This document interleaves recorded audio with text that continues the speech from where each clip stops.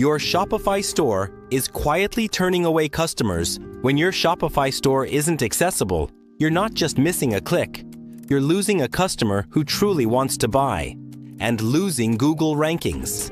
It's something almost every store owner completely ignores. In this video, we will learn how Wixpa image alt text can make your Shopify store accessible and rank higher on Google. Let's start. In Shopify App Store, you'll see your dashboard. Now let me show how you can use this app. By clicking on Edit, you can add alt text manually. If you click on Generate, the AI instantly generates alt text for the image. You don't do anything. It just happens. The AI analyzes each image, reads your product data, and writes optimized alt text for every single one. Let's preview the added alt text the AI generated. That's not generic. That's specific, keyword-rich, and actually useful for both Google and screen readers. Let's go back.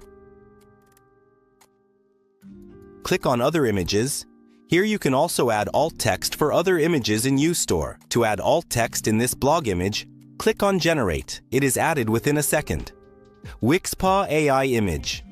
Alt text fixes accessibility and SEO issues automatically in minutes.